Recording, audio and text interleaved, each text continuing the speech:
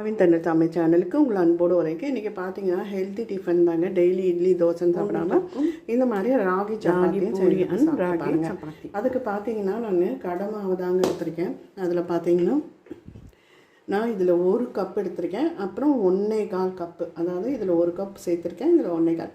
அளவுகள் இதில் முக்கியம். அப்போ தான் சப்பாத்தி பூரியோ எதுவும் நல்லா வரும். இப்போ 1.25 கப்பு இது ராகி மாவு எடுத்திருக்கேன். இப்போ பார்த்தீங்கன்னா 1.25 கப்பு ராகி மாவுக்கு அதே அளவு தண்ணி ஈக்குவலாக ஊற்றணும். 1 ஊற்றிருக்கேன். அப்புறம் பார்த்தீங்கன்னா 1/4 நம்ம எடுத்தோம் இல்லைங்களா, 1.25 கப்பு கேழ்வரகு மாவு, 1.25 கப்பு தண்ணி. இப்போ பாருங்கள், இந்த மாவுக்கு தேவையான அளவு உப்பு,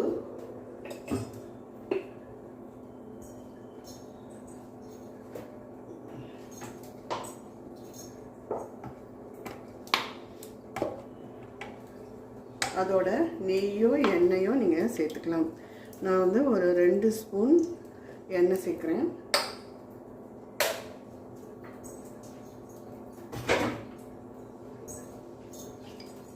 இப்போது இதெல்லாமே வந்து நல்லா கலந்து நல்லா கொதி வரணும். நம்ம கொதிக்கட்டும் பார்க்கலாம். தண்ணி வந்து முத்து பதம் வர ஆரம்பிச்சிருக்கு.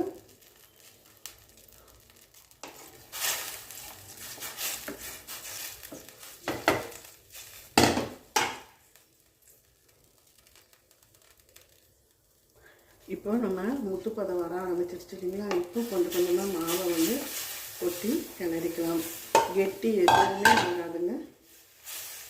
நம்ம மறுபடியும் பிசைய தான் போகிறோம். எல்லா மாவையும் கலந்து கொடுத்துருங்க.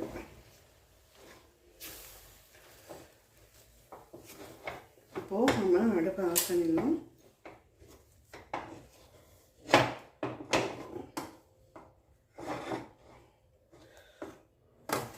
நல்லா எல்லா இடத்துலையும் அந்த தண்ணி அப்சர்வ் ஆகிற மாதிரி, ஸ்ப்ரெட் ஆகிற மாதிரி பண்ணிக்கோங்க.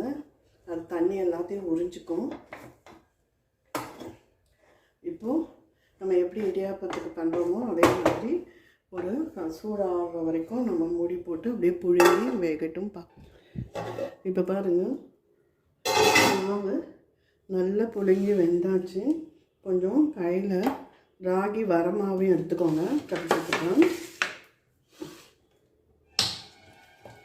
கொஞ்சம் கையில் எண்ணெய் தடவிக்கோங்க. எண்ணெய் தடவிக்கிட்டு நல்லா இதை சப்பாத்தி மாவு பதத்துக்கு நல்லா பிசைஞ்சு கொடுத்துருவோம். இன்னும் சூடு இருக்குது.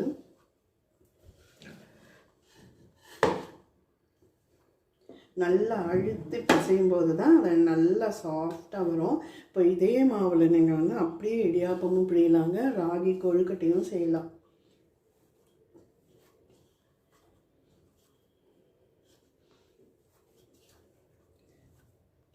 மழை காலத்தில் கூழ் வந்து நிறையா பேர் வந்து விரும்ப மாட்டாங்க, அவாய்ட் பண்ணுவாங்க. அவங்க வந்து இந்த மாதிரி சப்பாத்திகள் செஞ்சு சாப்பிடலாம். பாருங்கள், நல்லா உள்ளே ஒட்டாத அளவு இருக்கும். நம்ம கூட தண்ணி வச்சோன்னு வச்சுக்கோங்க, பிசு பிசுப்பு தண்ணி வரும். நமக்கு பிசைகிறதுக்கெல்லாம் ரொம்ப கஷ்டமாக இருக்கும். இந்த மாதிரி அதே அளவு தண்ணி வச்சுக்கிட்டிங்கன்னா ரொம்ப சூப்பராக இருக்கும். உங்களுக்கு பிசைகிறதுக்கும் நல்லா வாட்டப்படும். நான் நல்லா பிசைஞ்சிட்டு காட்டுறேன். பாருங்கள், இப்போ மாவு நல்லா பதத்துக்கு வந்தாச்சு. நல்லா சாஃப்டாக பிசைஞ்சாச்சு. மாவு ஒட்டாது இதுதாங்க பக்குவம். இப்போ பண்ணும்போது தான் நல்லாவே வரும், உங்களுக்கு புசு புசுன்னு வரும். இப்போ சப்பாத்தி கல் எடுத்து நம்ம தேய்ச்சிக்கலாம். முதல் பாலாக எந்த சைஸ் வேணுமோ உருட்டிக்கோங்க. மாவை அன்ஈவனாக தான் நான் உருட்டியிருக்கேன். பாருங்கள், இதில் மாவில் கொஞ்சம் வரமாவு சேர்த்துக்கோங்க.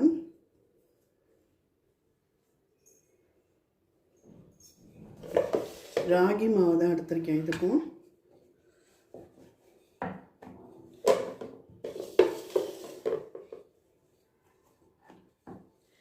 அன்ஈவனாக வந்தாலும் பரவாயில்ல, நீங்கள் வந்து கட் பண்ணி எடுத்துக்கலாம்.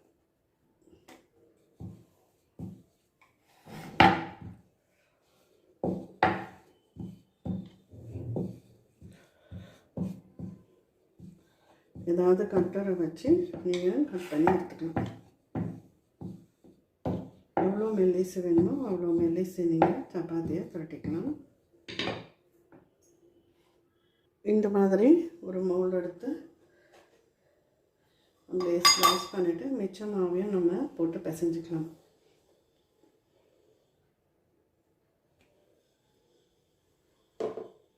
அதே மாதிரி இப்போ நம்ம பண்ணுறது பூரிக்கு, அதுக்கப்புறம் நம்ம சப்பாத்திக்கும் சேர்த்து திரட்டிக்கலாங்க. இப்போ இதே மாவு நம்ம பிசைஞ்சு எடுத்தோம் செய்யலாம். கொஞ்சம் வர மாவை தூக்கிறேன்.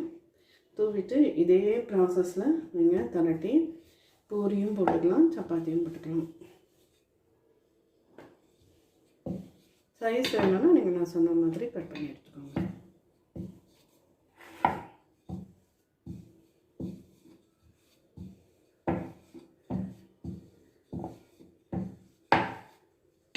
இதே மாதிரி திரட்டிக்கோங்க. இப்போ பாருங்கள், சப்பாத்திக்கு இது பண்ணியிருக்கேன்.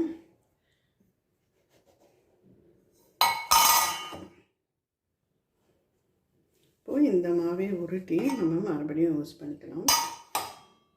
இப்போ அடுப்பை பற்ற வச்சு எல்லாத்தையும் போட ஆரம்பிச்சிடலாங்க.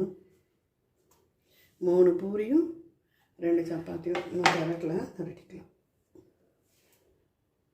இந்த பக்கம் பாருங்கள், சப்பாத்தி போட்டிருக்கேன், அந்த பக்கம் நம்ம பூரி.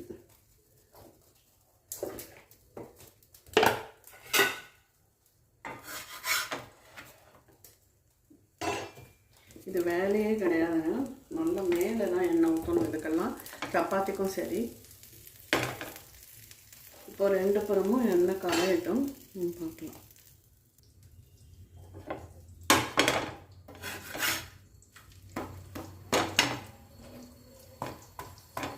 உள்ள பாருங்கள், இதுவே நல்லா உப்பல் ஆகிட்டு வருது. கண்டிப்பாக ட்ரை பண்ணி பாருங்கள்.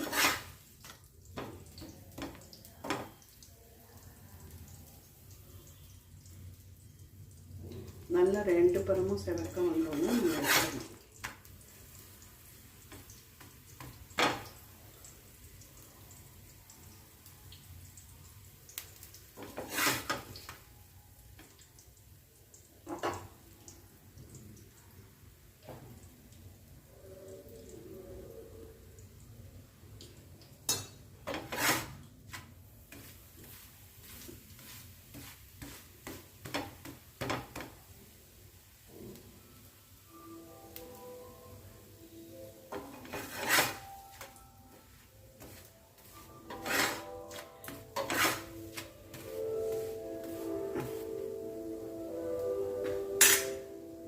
இப்போ லைட்டாக செவக்கணும். செவந்தோன்னா முடிச்சிடலாம்.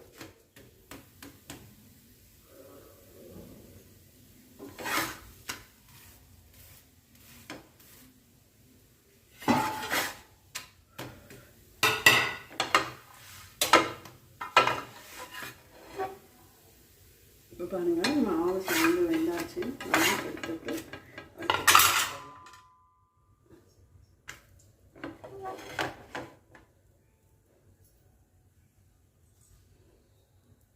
சப்பாத்தி வேகட்டுங்க. இந்த பக்கம் நம்ம பூரி போட்டுடலாம்.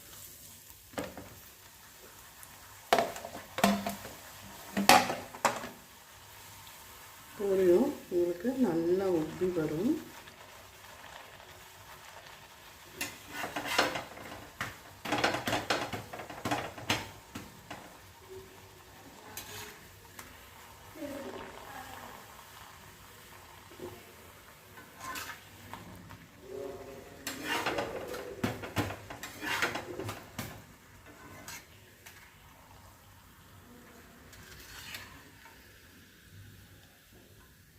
எண்ணெய் காஞ்ச பிறகு சேர்த்துக்கோங்க.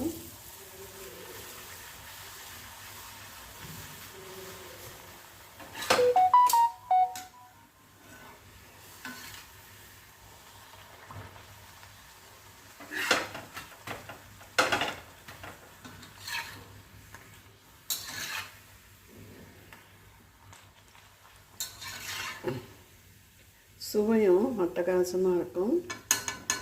இதில் நீங்கள் மசாலா மாதிரி வெங்காயம் அந்த மாதிரி சேர்த்தும் நீங்கள் பண்ணலாம்.